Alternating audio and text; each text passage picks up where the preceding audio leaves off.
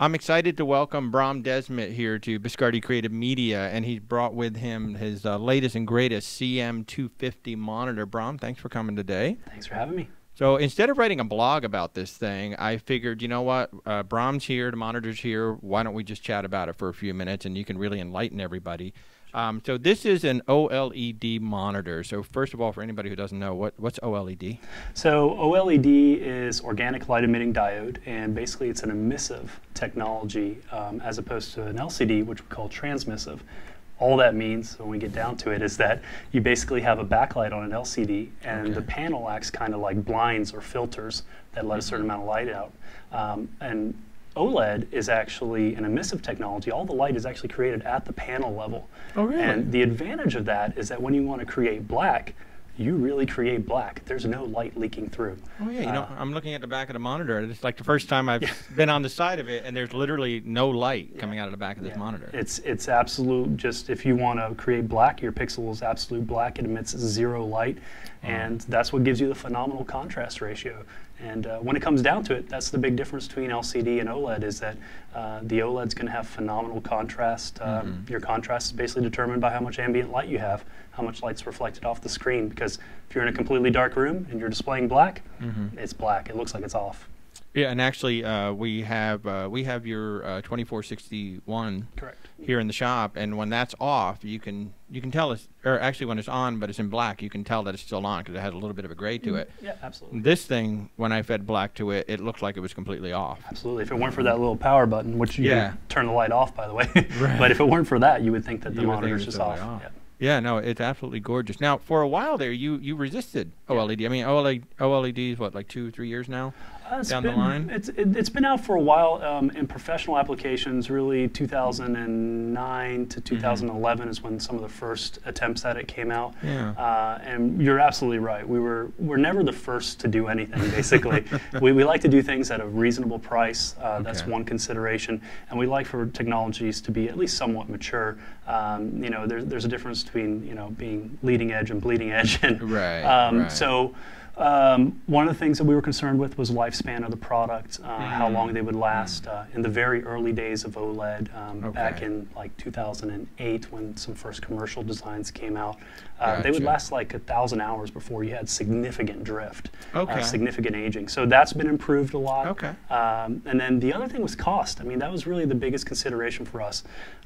We have a saying, or we have kind of a rule at Flanders Scientific, which is don't build monitors that cost more than the cars that you drive. And that was the problem. If we had done this a year ago, it probably would have been, $25,000, $30,000 monitor. We don't do that. So it's all about trying to give customers that price performance benefit. And when we thought the time was right, we finally released one. We think that the technology certainly matured a lot. And we think that the costs have become quite reasonable for the display performance that you get.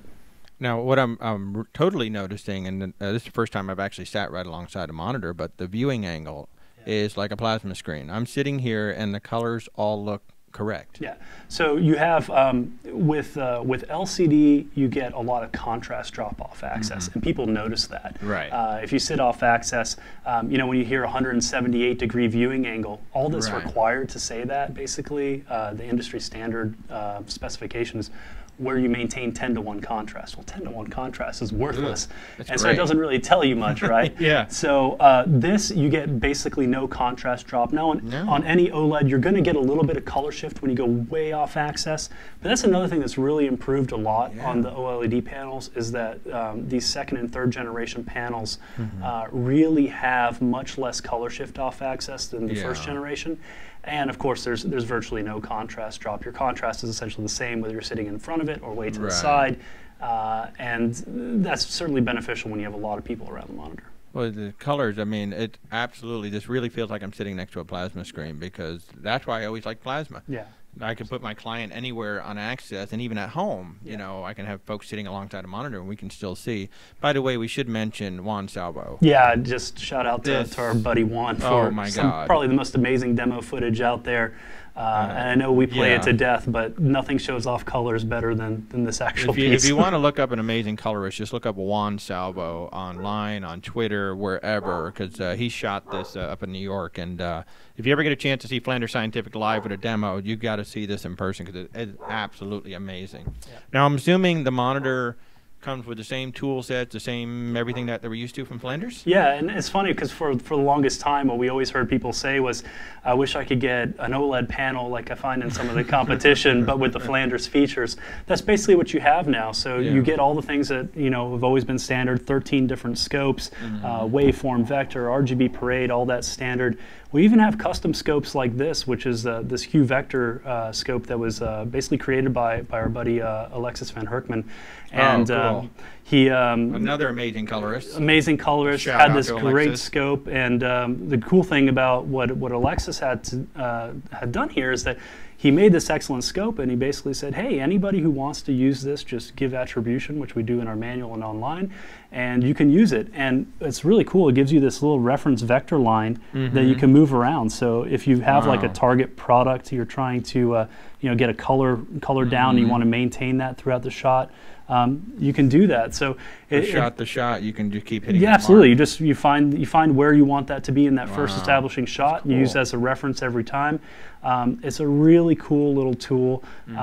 So that's one of the beautiful things about Flanders. We have 12 scopes, and one of the reasons we have 12 scopes is because people say, hey, it'd be cool if you did this. And if it's technically possible, we think other people will like it, we throw it in. There you go. So, and then of course audio level meters, audio disembedding, you get all of that stuff standard.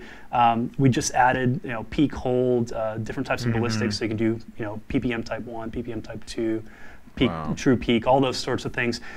So we're always adding stuff. Firmware updates are always free. Walter, you've known us for a long time. You know that we're always introducing new stuff. If you bought a monitor from us like you did, 5-6 years ago, it had 3 scopes. Now you've got 12. Like the 1770 that we're using right now to shoot this with. Absolutely. So it's the gift. It's the product that keeps on giving there.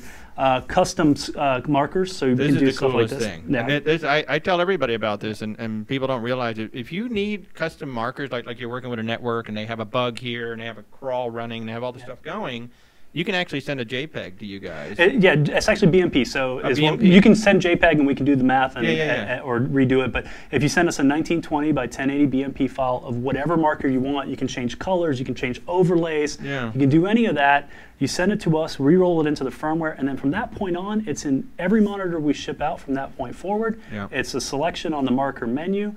And we can update them, we can change them over time. Just takes us a couple days to add it. Instead of putting stickies all over your monitor, they've got the actual markers sitting right where they do not put anything here zone. Yeah. Absolutely. Very cool. So that's a cool little feature. And then we have advanced things. You got all these tools, which whether you use them or not, that's something else. But we have this advanced pixel level measurement that tells you the exact values in any given pixel. All those things are built in as standard features.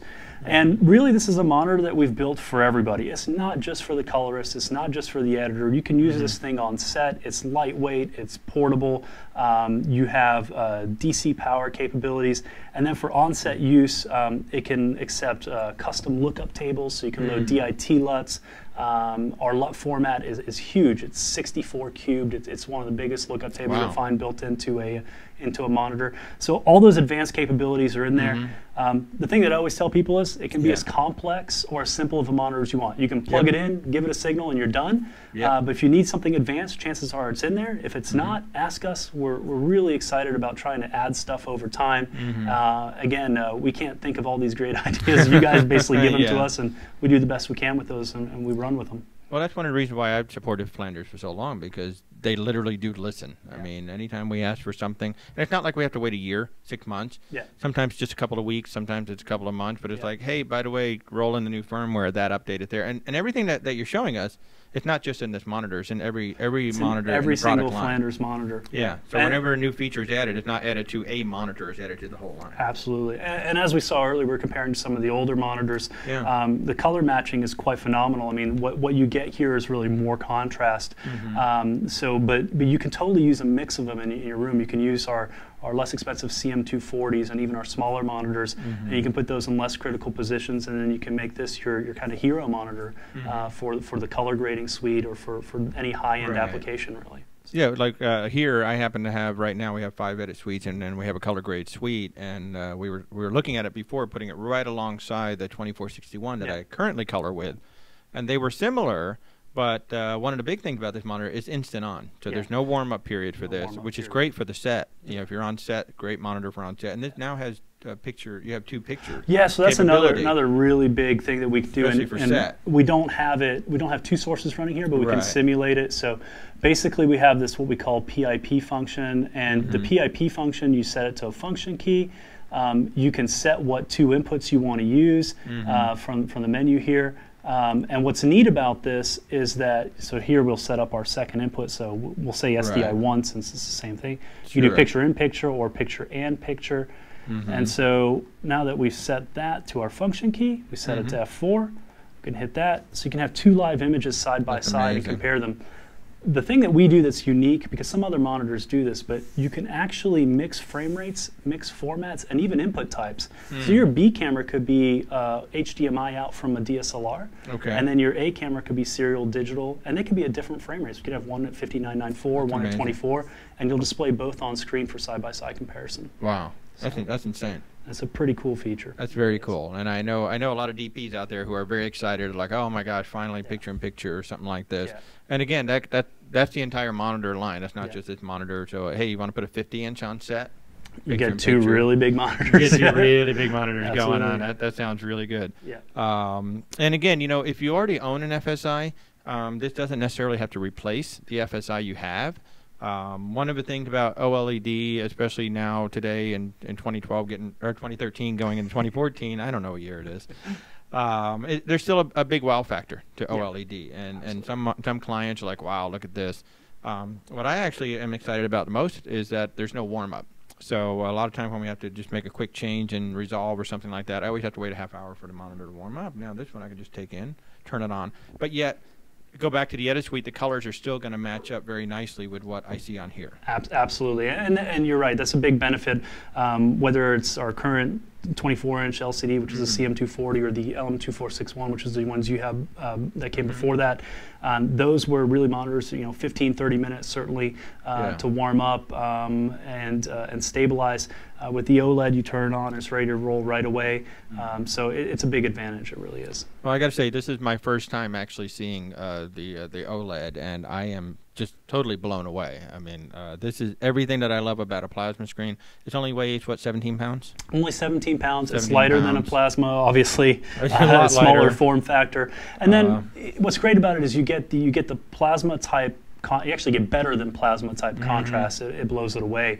But you don't have the kind of plasma side effects. You don't have the floating white point issue. You don't have the issue with a lot of noise in the low lights like you do with plasma, where it's hard to tell what's noise in the footage, what's noise from the screen.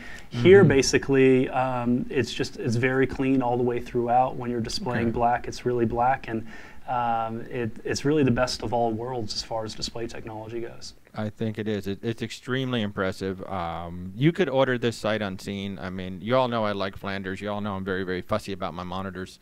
And I would definitely recommend this. I think we're going to have to find room in our budget to get one of these and get it in our Resolve room.